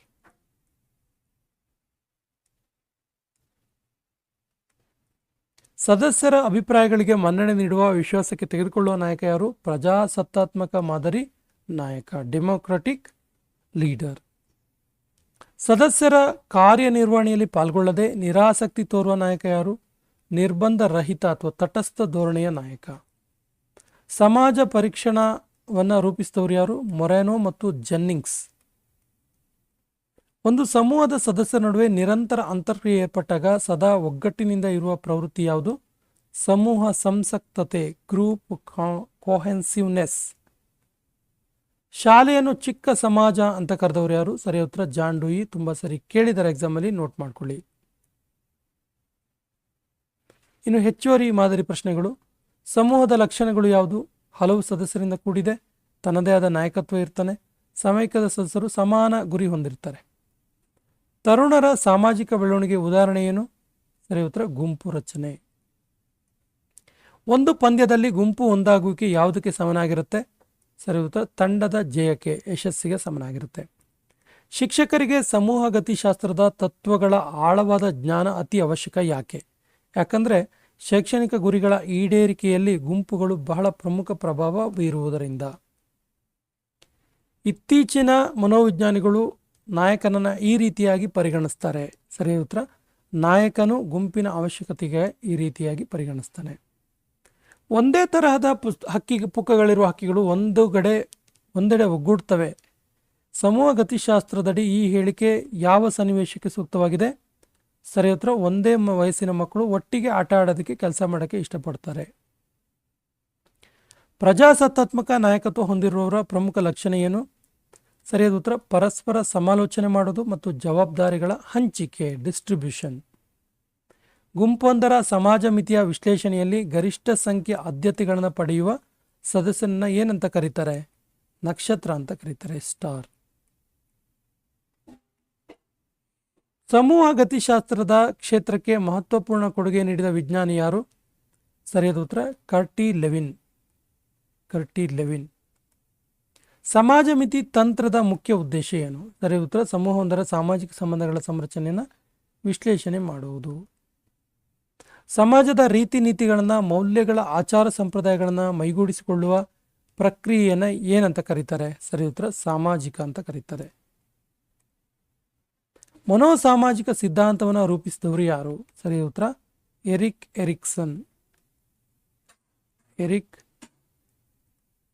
ಎರಿಕ್ಸನ್. ಸಮೂಹ ಸಂಲಗ್ನತೆಯನ್ನು ಅನುಕೂಲಿಸುವ ಅಂಶಗಳು ಯಾವುದು? ಸರಿಯಾದ ಉತ್ತರ ಯೋಗ್ಯ ಪರಿಸರ, ಪರಸ್ಪರ ಸಹಕಾರ ಮತ್ತು ಉತ್ತಮ ಸಂವಹನ. ಪರಸ್ಪರ ಅಂತರ್ಕ್ರಿಯೆ ತೋರುವಂತಹ ವಿದ್ಯಾರ್ಥಿಗಳ ಸಣ್ಣ ತಂಡ ಯಾವುದು ಕೇಳಿದ್ರೆ ವೈವಿಧ್ಯಮಯ ಕಲಿಕಾ ಅನುಭವಗಳು. ಇವು ಕೆಳಗಿನ ಒಂದು ಪ್ರಮುಖ ಲಕ್ಷಣ ಕೇಳಿದ್ರೆ ಸಹಕಾರಿ ಕಲಿಕೆ. ಈ ಸೆಷನ್ನ ಕೊನೆಯ ಚಾಪ್ಟರ್ ಪ್ರತಿಭಾವಂತ ಮಗು, ಸೃಜನಶೀಲ ಮಗು ಮತ್ತು ಹಿಂದುಳಿದ ಮಗು. ಸೊ ಸಂಪದ್ಭರಿತ ಕಾರ್ಯಕ್ರಮವು ಈ ಕೆಳಗಿನ ಮಕ್ಕಳಿಗೆ ಸಹಾಯ ಮಾಡಲು ಬಳಸುವಂಥ ಉಪಾಯವಾಗಿದೆ. ಸರಿಯಾದ ಉತ್ತರ ಪ್ರತಿಭಾವಂತ ಮಕ್ಕಳಿಗೆ. 6ನೇ ತರಗತಿಯಲ್ಲಿ ಶ್ರವಣ ದೋಷವುಳ್ಳ ಒಂದು ಮಗು ಇದೆ. ಸಂಪನ್ಮೂಲ ಶಿಕ್ಷಕರು ಮಗುವಿನೊಡನೆ ಮಾತನಾಡುವಾಗ ಮುಖಾಮುಖಿ ಸಂಬಂಧವನ್ನು ಸ್ಥಾಪಿಸ್ತಾರೆ. ಇದು ಮಗುವಿಗೆ ಯಾವ ರೀತಿಯ ಸಹಾಯ ಮಾಡುತ್ತೆ? ಸರಿಯಾದ ಉತ್ತರ ಇದು ಮಾತುಗಳನ್ನು ಓದುವುದು, ಅಂದರೆ ಲಿಪ್ ರೀಡಿಂಗಿಗೆ ಹೆಲ್ಪ್ ಮಾಡುತ್ತೆ. ಇದು ಒಬ್ಬ ಶಿಕ್ಷಕ ಒಂದೇ ವರ್ಗ ಕೋಣೆಯಲ್ಲಿರುವ ಅವಕಾಶವಂಚಿತ, ಸವಾಲುಗಳು ಉಳ್ಳ, ಪ್ರತಿಭಾನ್ವಿತ, ಸಂಪನ್ನ ಮಕ್ಕಳುಗಳ ಅಗತ್ಯ ಪೂರೈಸಲು ಪ್ರಯತ್ನಿಸ್ತಾರೆ. ಇದರ ಹೆಸರೇನು? ಇದರ ಹೆಸರು ಅಂತರ್ಗತ ಕೋಣೆ. ಪ್ರತಿಭಾವಂತ ಮಗುವಿನ ಪ್ರಮುಖ ಲಕ್ಷಣ ಏನು? ಸರಿಯಾದ ಉತ್ತರ ಓದುವುದರಲ್ಲಿ ಹೆಚ್ಚು ಆಸಕ್ತಿ ವಹಿಸೋದಿಲ್ಲ, ಉತ್ತರಿಸುವಾಗ ಅಹಂಭಾವ ತೋರ್ತಾನೆ ಮತ್ತು ಗೆಳೆಯರ ಗುಂಪು ಕಟ್ಟಿಕೊಂಡು ಆಟ ಆಡ್ತಾನೆ. ಅಂಗವಿಕಲ ಮಕ್ಕಳ ಶಿಕ್ಷಣದ ಬಗ್ಗೆ 1986ರ ನೂತನ ಶಿಕ್ಷಣ ನೀತಿ ನೀಡಿದಂಥ ಹೇಳಿಕೆಗಳು ಯಾವುದು? ಸರಿಯುತ್ತಾ ತೀವ್ರ ಅಂಗವಿಕಲ ಮಕ್ಕಳಿಗಾಗಿ ಜಿಲ್ಲಾ ಮಟ್ಟದ ವಿಶೇಷ ಶಾಲೆಯನ್ನು ತೆರೆಯುವುದು ಮತ್ತು ಅಂಗವಿಕಲ ಮಕ್ಕಳ ತೊಂದರೆ ಪರಿಹರಿಸಲು ಪ್ರಾಥಮಿಕ ಶಾಲಾ ಶಿಕ್ಷಕರಿಗೆ ತರಬೇತಿ ನೀಡೋದು. ಒಬ್ಬ ವ್ಯಕ್ತಿಯಲ್ಲಿ ಹುದುಗಿರುವ ಸೃಜನಾತ್ಮಕ ಸಾಮರ್ಥ್ಯವನ್ನು ಪೋಷಿಸಿ ಅದನ್ನು ಅಭ್ಯುದಯಗೊಳಿಸಲಾಗಿರುವುದು. ಇದನ್ನು ಏನಂತ ಕರೀತೀವಿ? ಇದನ್ನು ಸೃಜನಾತ್ಮಕ ಅಂತ ಘೋಷಣೆ ಮಾಡಿದವರು ಯಾರು? William stern. ಸೊ ಇಲ್ಲಿ ಮನುಷ್ಯನ ಒಂದು ಬುದ್ಧಿ ಬೆಳವಣಿಗೆ ಹಂತಗಳು ಮತ್ತು ಅದಕ್ಕೆ ಸಂಬಂಧಪಟ್ಟಂಥ ವಿಚಾರಗಳನ್ನು ಹೊಂದಿಸಿ ಬರೆಯಲಾಗಿದೆ. ಸಂವೇದನ ಗತಿ ಹಂತದಲ್ಲಿ ತಾರ್ಕಿಕ ಆಲೋಚನೆ ಇರುತ್ತೆ, ಕ್ರಿಯಾಪೂರ್ವ ಹಂತದಲ್ಲಿ ಅಂತಃಪ್ರಜ್ಞೆ ಉಂಟಾಗುತ್ತೆ, ಮೂರ್ತ ಕಾರ್ಯಗಳ ಹಂತದಲ್ಲಿ ಗ್ರಹಿಕೆ ಉಂಟಾಗುತ್ತೆ ಮತ್ತು ಔಪಚಾರಿಕ ಕಾರ್ಯದ ಹಂತದಲ್ಲಿ ತಾರ್ಕಿಕ ಆಲೋಚನೆ ಉಂಟಾಗುತ್ತೆ. ಬುದ್ಧಿಮಾಂದ್ಯತೆಗೆ ಕಾರಣ ಏನು? ಅನುವಂಶೀಯತೆ, ಜೈವಿಕ ರಾಸಾಯನಿಕ ಅಸಮತೋಲನ ಮತ್ತು ಪರಿಸರದ ಕಾರಕ ಅಂಶಗಳು. ಕಾರ್ಲ್ ರೋಜರ್ಸರು ರಚನಾತ್ಮಕ ಸೃಜನಶೀಲತೆಗೆ ನೀಡುವಂಥ 2 ಕಾರಣಗಳು ಯಾವುದು? ಸರಿ ಉತ್ತರ ಮನೋವೈಜ್ಞಾನಿಕ ಸಂರಕ್ಷಣೆ ಮತ್ತು ಮನೋವೈಜ್ಞಾನಿಕ ಸ್ವಾತಂತ್ರ್ಯ. ಬುದ್ಧಿವಂತ ವಿದ್ಯಾರ್ಥಿಗಳ ಕುರಿತು ಇರುವಂತಹ ಪ್ರಮುಖ ಹೇಳಿಕೆ ಯಾವುದು? ಸರಿಯಾದ ಉತ್ತರ ಬುದ್ಧಿವಂತ ವಿದ್ಯಾರ್ಥಿಗಳು ತಮ್ಮ ಸಹಪಾಠಿಗಳಿಂದ ಉತ್ತಮವಾಗಿ ಸ್ವೀಕೃತ ಆಗ್ತಾರೆ. ಟೊರೆನ್ಸ್ ಇಂಪಾಲಾ 1965ರಲ್ಲಿ ಸೃಜನಶೀಲತೆಯನ್ನು ಪೋಷಿಸಿ ಪ್ರೋತ್ಸಾಹಿಸಲು ಇರುವಂತಹ 5 ಮಾರ್ಗಗಳನ್ನು ಸೂಚಿಸಿದ್ದಾರೆ. ಅದು ಯಾವುದು? ಮಕ್ಕಳು ಕೇಳುವ ಸಂಗತ ಅಸಂಗತ ಪ್ರಶ್ನೆಗಳಿಗೆ ಗೌರವದಿಂದ ವರ್ತಿಸೋದು, ಮಕ್ಕಳ ಕಲ್ಪನಾತ್ಮಕ ವಿಚಾರಗಳು, ಭಾವನೆಗಳು ಮತ್ತು ಪರಿಹಾರಗಳನ್ನು ಗೌರವಪೂರ್ಣವಾಗಿ ಸ್ವೀಕರಿಸಬೇಕು, ತತ್ಕ್ಷಣವೇ ಮೌಲ್ಯಮಾಪನಗೈಬೇಕು, ಮಕ್ಕಳಲ್ಲಿ ವಿಚಾರ ಕಲ್ಪನೆ ಭಾವನೆಗಳಿಗೆ ಪ್ರಾಮುಖ್ಯತೆಯನ್ನು ನೀಡಬೇಕು ಮತ್ತು ಸ್ವಯಂ ಪ್ರೇರಿತವಾಗಿರಬೇಕು. ಯಾವ ಮಕ್ಕಳನ್ನು ಪ್ರತಿಭಾವಂತ ಮಕ್ಕಳು ಅಂತ ಕರೀತಾರೆ? IQ 120 ಎಬೋವ್ ಇರೋರು, 120ಕ್ಕಿಂತ ಹೆಚ್ಚು ಬುದ್ಧಿಶಕ್ತಿ ಸೂಚ್ಯಂಕ ಇರುವವರು. FIACS ಅಂದರೆ ಏನು? ಫ್ಯಾಂಡರ್ಸ್ ಇಂಟರಾಕ್ಷನ್ ಅನಾಲಿಸಿಸ್ ಕೆಟಗರಿ ಸಿಸ್ಟಮ್. ಸೃಜನಶೀಲತೆಯ ಹಂತಗಳನ್ನು ಗುರುತಿಸಿದವರು ಯಾರು? ಸರಿಯಾದ ಉತ್ತರ ಜಾನ್ ಡ್ಯೂಯಿ. ಸೃಜನಶೀಲತೆಯ ಪ್ರಮುಖ ಕ್ರಿಯೆಗಳು ಯಾವುದು? ವಿಷಯವನ್ನು ವಿಶ್ಲೇಷಣೆ ಮಾಡುವುದು ಮತ್ತು ವಿಷಯವನ್ನು ಸಂಘಟಿಸುವುದು. ಸೃಜನಶೀಲತೆಯನ್ನು ಯಾವ ಹಂತದಲ್ಲಿ ಪರಿಶೋಧಿಸಬಹುದು? ಸರಿಯಾದ ಉತ್ತರ ಬಾಲ್ಯಾವಸ್ಥೆಯಲ್ಲಿ. ಸೃಜನಶೀಲತೆಯಲ್ಲಿ ಕಂಡುಬರೋದೇನು? ಸರಿಯಾದ ಉತ್ತರ ಕಲ್ಪನಾತ್ಮಕ ಚಿಂತನೆ ಮತ್ತು ವಿಭಿನ್ನ ಮುಖ ಚಿಂತನೆ. ನಿಧಾನವಾಗಿ ಕಲಿಯುವವರ ಲಕ್ಷಣಗಳು ಏನು? ಕಲಿಕೆಯ ಬಗ್ಗೆ ಋಣಾತ್ಮಕ ಭಾವನೆ, ದೋಷಪೂರ್ಣವಾದ ಮಾತು, ಅಸಮಂಜಸ ಅಭ್ಯಾಸ ಮತ್ತು ಕಾಳಜಿ. ಪ್ರತಿಭಾನ್ವಿತರಿಗೆ ಸೂಚಿಸಬಹುದಾದ ಕ್ರಮಗಳು ಯಾವುದು? ವೇಗವರ್ಧನೆ, ಪ್ರತ್ಯೇಕೀಕರಣ ಮತ್ತು ಸಂಪತ್ಭರಿತಗೊಳಿಸೋದು. ಮಾನಸಿಕ ನ್ಯೂನತೆ ಉಳ್ಳವರಿಗೆ ಮಿತವಾದ ಏಕಾಗ್ರತೆ ಶಕ್ತಿ ಇರುತ್ತೆ. ಆಗ ಏನಾಗುತ್ತೆ? ಏನು ಮಾಡಬೇಕು ಕೇಳಿದ್ರೆ ಬೋಧನೆ ಅವಧಿ ಕಡಿಮೆ ಮಾಡಬೇಕು. ಸೃಜನಾತ್ಮಕತೆಗೆ ಪೂರಕವಾದ ಘಟಕಗಳು ಯಾವುದು? ವೈವಿಧ್ಯ ಚಿಂತನೆ, ಪರಿಚಿನ್ನ ಚಿಂತನೆ ಮತ್ತು ಅಮೂರ್ತ ಚಿಂತನೆ. ಸಾಮಾನ್ಯ ಮಕ್ಕಳು ಮತ್ತು ಮಾನಸಿಕವಾಗಿ ಹಿಂದುಳಿದ ಮಕ್ಕಳ ಕೆಳಗಿನ ವ್ಯತ್ಯಾಸ ಹೊಂದಿರೋದಿಲ್ಲ: ಪದ ಸಂಪತ್ತು, ಸಮನ್ವಯತೆ, ದೇಹದಾಢ್ಯತೆ ಮತ್ತು ಮಮತೆ. ನಿಧಾನವಾಗಿ ಕಲಿಯುವವರ ಮಾನಸಿಕ ತೊಂದರೆ ಏನು?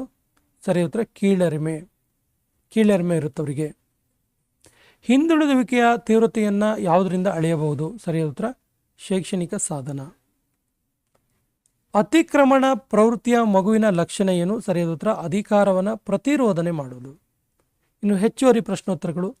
ಕ್ರಿಯಾ ಸಂಶೋಧನೆಯ ಪಿತಾಮಹ ಯಾರು? Kurt Lewin. Very very important question, note ಮಾಡ್ಕೊಳ್ಳಿ. ಹರ್ಲಾಕ್ ಎಲಿಜಬೆತ್ ಪ್ರಕಾರ ಪೂರ್ವ ತರುಣದ ಅವಧಿ ಯಾವುದು? 14ರಿಂದ 17 ವರ್ಷ. ಮನುಷ್ಯನ ಒಂದು ವಯಸ್ಸಿಗೆ ಅನುಗುಣವಾಗಿ ವಿಂಗಡಿಸಿರುವಂಥದ್ದು ಮತ್ತು ವಯೋಮಾನ. ಶೈಶವಾವಸ್ಥೆ ಹುಟ್ಟಿನಿಂದ 5 ವರ್ಷ, ಬಾಲ್ಯಾವಸ್ಥೆ 6ರಿಂದ 12 ವರ್ಷ, ತರುಣಾವಸ್ಥೆ 13ರಿಂದ 18 ವರ್ಷ, ಪ್ರೌಢಾವಸ್ಥೆ 18ರಿಂದ ಮೇಲ್ಪಟ್ಟು. ಶಾಲೆಯ ಬೆಳವಣಿಗೆಗಾಗಿ ಅದರ ಎಲ್ಲ ಸಂಪನ್ಮೂಲಗಳನ್ನು ಬಳಸಿಕೊಳ್ಳುವಂತಹ ಜವಾಬ್ದಾರಿ ಯಾರಿಗಿದೆ? ಮುಖ್ಯೋಪಾಧ್ಯಾಯರಿಗೆ. ಯಾವ ಪರೀಕ್ಷೆಗಳ ಮೂಲಕ ಪ್ರತಿಭಾವಂತ ಮಕ್ಕಳನ್ನು ಗುರುತಿಸಲಾಗುತ್ತೆ? ಇಂಪಾರ್ಟೆಂಟ್ ಇದೆ, ನೋಟ್ ಮಾಡ್ಕೊಳ್ಳಿ. ಸರಿ ಉತ್ತರ ಬುದ್ಧಿವಂತಿಕೆಯ ಪರೀಕ್ಷೆಗಳು. ಇದು ಯಾರಿಗೆ? ಪ್ರತಿಭಾವಂತ ಮಕ್ಕಳಿಗೆ. ಪ್ರತಿಭಾವಂತ ಮಕ್ಕಳು. IQವಿನ ಸೂತ್ರ ಏನು? IQ = MA/CA × 100. ಒಂದು ಸಂದರ್ಭದಲ್ಲಿ ಕಲಿತ ಸಂಗತಿಗಳು ಇನ್ನೊಂದು ಸಂದರ್ಭದಲ್ಲಿ ಕಲಿಕೆಗೆ ಪೂರಕವಾಗಿ ಇರೋದಿಲ್ಲ, ಅಡೆತಡೆ ಮಾಡೋದಿಲ್ಲ. ಇಂಥ ಕಲಿಕೆಯ ವರ್ಗಾವಣೆ ಏನು? ಶೂನ್ಯ ವರ್ಗಾವಣೆ. ಅಂದರೆ ಆಗಲೇ ಹೇಳಿದಾಗೆ ಯಾವುದೋ ಮೆಷಿನ್ ರಿಪೇರಿ ಮಾಡ್ತಿರ್ತಾನೆ, ಅದರಲ್ಲಿ ಕಲಿತಂಥ ಕಲಿಕೆ ಕಾರ್ ಡ್ರೈವ್ ಮಾಡೋಕ್ಕೆ ಹೆಲ್ಪ್ ಮಾಡಲ್ಲ, ಆ ರೀತಿ. ಸತತ ಅಭ್ಯಾಸವು ಮಾನವನನ್ನು ಪರಿಪೂರ್ಣವಾಗಿಸುತ್ತದೆ. ಈ ಹೇಳಿಕೆ ಯಾವುದನ್ನು ಆಧರಿಸಿದೆ? ಇದು ಥಾರ್ನ್ಡೈಕನ ರೂಢಿ ನಿಯಮವನ್ನು ಆಧರಿಸಿದೆ. ಬುದ್ಧಿಮತ್ತೆ ಪರೀಕ್ಷಿಸುವ IQ = MA/CA × 100 ಸೂತ್ರ ನೀಡಿದವರು ಯಾರು? ಸರಿಯಾದ ಉತ್ತರ ಆಲ್ಫ್ರೆಡ್ ಬೀನೆ IQನ ಸೂತ್ರ ನೀಡಿದ್ದು. ಫೋಸ್ಟ್ ಕಾಬ್ ಎಂಬ ಪದವನ್ನು ಪರಿಚಯಿಸಿದವರು ಯಾರು? ಸರಿಯಾದ ಉತ್ತರ ಲೂಥರ್ ಗುಲಿಕ್. ಸ್ಕೂಲ್ ಮ್ಯಾಪಿಂಗ್ ಮಾಡುವ ಪ್ರಮುಖ ಉದ್ದೇಶ ಏನು? ಸರಿಯಾದ ಉತ್ತರ ಶೈಕ್ಷಣಿಕ ಅವಕಾಶಗಳಲ್ಲಿ ಸಮಾನತೆಯನ್ನು ಕಲ್ಪಿಸುವುದು. ಪ್ರತಿಭಾವಂತ ಮಕ್ಕಳಲ್ಲಿ ಬುದ್ಧಿಮತ್ತೆ IQ ಎಷ್ಟಿರುತ್ತೆ? 120 ಎಬೋವ್ ಇರುತ್ತೆ, 120ಕ್ಕಿಂತ ಹೆಚ್ಚಿರುತ್ತೆ. ತಾರುಣ್ಯಾವಸ್ಥೆಯು ಏನನ್ನು ಒಳಗೊಂಡಿದೆ? ಇದು ಒತ್ತಡ ಮತ್ತು ಪ್ರಯಾಸದ ಒಂದು ಅವಧಿ. ಪ್ರತಿಭಾಶಾಲಿ ಮಕ್ಕಳು ಸವಾಲುಗಳಿಗೆ ಹೆಚ್ಚು ಒಡ್ಡಿಕೊಳ್ಳುವಂಥವರು, ಪೂರ್ವಗ್ರಹಗಳಿಗೆ ಹೆಚ್ಚು ಬಲಿಯಾಗದವರು ಮತ್ತು ಶಿಕ್ಷಕರ ಮೇಲೆ ಹೆಚ್ಚು ಅವಲಂಬಿತರಲ್ಲ. ಟ್ಯಾಟ್ ಅಥವಾ ಥಿಮ್ಯಾಟಿಕ್ ಅಪ್ರಿಸೆಪ್ಷನ್ ಟೆಸ್ಟ್ ಅಳೆಯೋದಕ್ಕೆ ಬಳಸುವ ಪ್ರಕ್ಷೇಪಿ ತಂತ್ರ ಯಾವುದು? ಸರಿಯಾದ ಉತ್ತರ ವ್ಯಕ್ತಿತ್ವ. ವಿಕಾಸ ಹೊಂದಿರುವ 3 ಬಗೆಯ ವಿನ್ಯಾಸಗಳು ಯಾವುದು?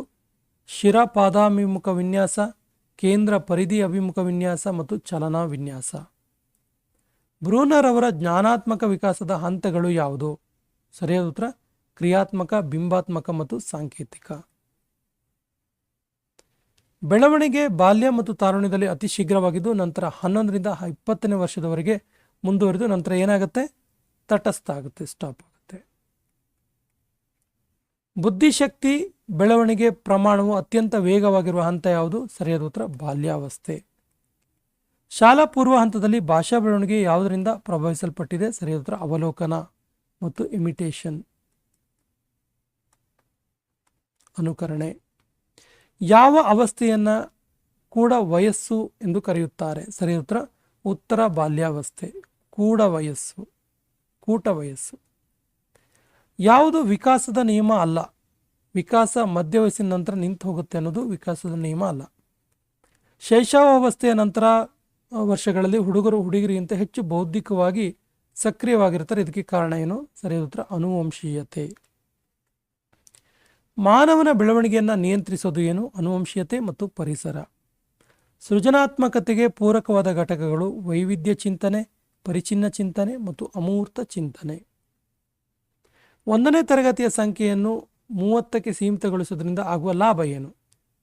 ಸರಿಯಾದ ಉತ್ತರ ವೈಯಕ್ತಿಕವಾಗಿ ಭಿನ್ನತೆಯನ್ನು ಹೊಂದಿರುವ ಮಕ್ಕಳ ಅವಶ್ಯಕತೆಯನ್ನು ಪೂರೈಸಬಹುದು. ರಾಬರ್ಟ್ ಗಾಗ್ನೆ ಅವರ ಪದಸೋಪಾನ ಕಲಿಕೆ ಅತ್ಯಂತ ಕೆಳಹಂತದ ಕಲಿಕೆ ಯಾವುದು? ಸಂಜ್ಞಾ ಕಲಿಕೆ. ಶಿಕ್ಷಕರು ದಿನಾಲೂ ಮಕ್ಕಳಿಗೆ ಶುದ್ಧ ಬರ ಬರೆಸ್ತಾರೆ, ಇದರಿಂದ ಪ್ರಮುಖ ಲಾಭ ಏನು? ಸರಿಯಾದ ಉತ್ತರ ತಾಂಡೈಕರ ಅಭ್ಯಾಸ ನಿಯಮಕ್ಕೆ ಇದು ಸಂಬಂಧಿಸಿದೆ. ಅಭ್ಯಾಸ ಮಾಡ್ತಾ ಮಾಡ್ತಾ ಇಂಪ್ರೂವ್ ಆಗ್ತಾರೆ. ಗಾಗ್ನೆ ಅವರ ಕಲಿಕಾ ಶ್ರೇಣಿಯಲ್ಲಿ ಅತ್ಯಂತ ಕೊನೆಯ ಹಂತ ಯಾವುದು? ಸರಿಯಾದ ಉತ್ತರ ಸಮಸ್ಯೆ ಪರಿಹಾರ ಹಂತ. ವೀಕ್ಷಣಾ ಕಲಿಕೆಯ ಹಂತಗಳು ಯಾವುದು? ವೀಕ್ಷಣಾ ಕಲಿಕೆಯ ಹಂತಗಳು ಪರಿಣಾಮ, ಕಾರ್ಯನಿರ್ವಹಣೆ, ಧಾರಣೆ ಮತ್ತು ಅರ್ಜನೆ. ಶಿಕ್ಷಣದಲ್ಲಿ ರಂಗಕಲೆ ಕಾರ್ಯಕ್ರಮದ ಉದ್ದೇಶ ಏನು? ಸರಿಯಾದ ಉತ್ತರ ರಂಗಭೂಮಿ ತಂತ್ರಗಳನ್ನು ಅಳವಡಿಸಿ ಬೋಧನೆ ಮಾಡುವುದು. ಅತಿ ಹೆಚ್ಚು ಬೌದ್ಧ ಧರ್ಮದವರು ವಾಸಿಸುತ್ತಿರುವ ಕರ್ನಾಟಕದ ಜಿಲ್ಲೆಗಳು ಯಾವುದು? ಬೀದರ್ ಮತ್ತು ಗುಲ್ಬರ್ಗ. ಶಾಲಾ ಹೆಣ್ಣು ಮಕ್ಕಳ ಆತ್ಮಸಂವಹನ ಹೆಚ್ಚಿಸಲು ರಾಜ್ಯ ಶಿಕ್ಷಣ ಇಲಾಖೆ ಇತ್ತೀಚೆಗೆ ಆರಂಭಿಸಿರುವ ಕಾರ್ಯಕ್ರಮ ಯಾವುದು? ಸರಿಯಾದ ಉತ್ತರ ಮೀನಾ ಕಾರ್ಯಕ್ರಮ. ಸಾಚಾರ್ ಸಮಿತಿ ಯಾವ ಧರ್ಮೀಯರನ್ನ ಕುರಿತು ಶಿಫಾರಸು ಮಾಡಿದೆ?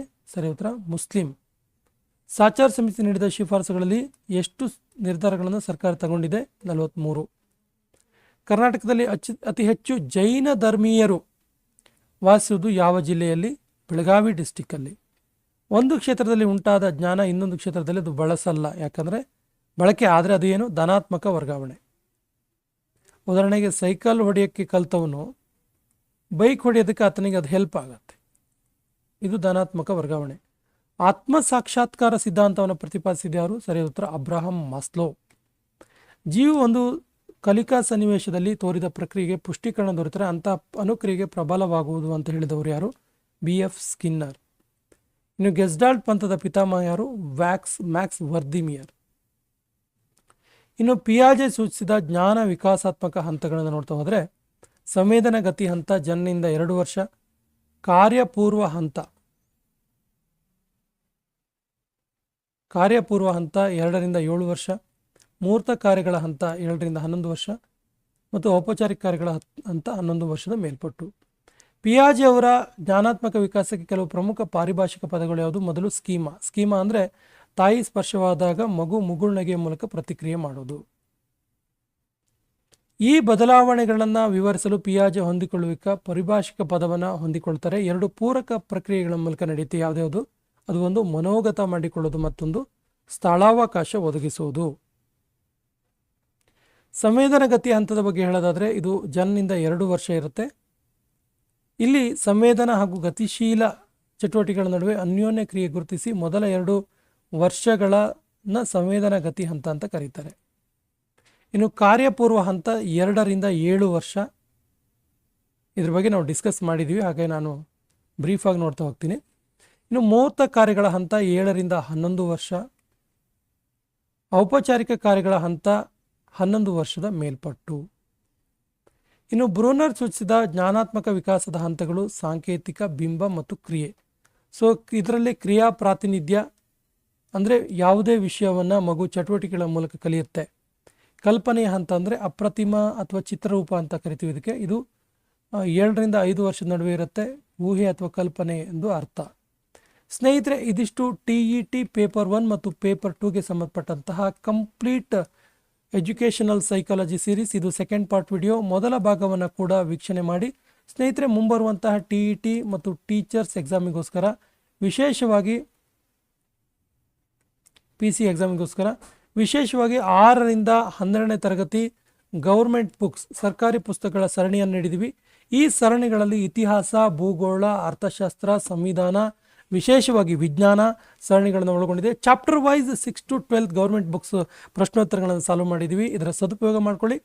ಮತ್ತು 2025ರ ಕಂಪ್ಲೀಟ್ ಕರೆಂಟ್ ಅಫೇರ್ಸ್, 2025ರ ಮಂತ್ಲಿ ವೈಸ್ ಕರೆಂಟ್ ಅಫೇರ್ಸ್ ಕೂಡ ಲಭ್ಯ ಇದೆ. ಈ ಎಲ್ಲ ಸರಣಿಗಳ ಸದುಪಯೋಗ ಮಾಡ್ಕೊಳ್ಳಿ. ಮತ್ತು ನಮ್ಮ ಚಾನಲ್ ಫಸ್ಟ್ ಟೈಮ್ ನೋಡ್ತಾ ಇದ್ದರೆ ಸಬ್ಸ್ಕ್ರೈಬ್ ಮಾಡೋಕ್ಕೆ ಮರಿಬೇಡಿ ಅಂತ ಹೇಳ್ತಾ ಸೆಷನ್ ಕಂಪ್ಲೀಟ್ ಮಾಡ್ತಾ ಇದ್ದೀವಿ. ಜೈ ಹಿಂದ್.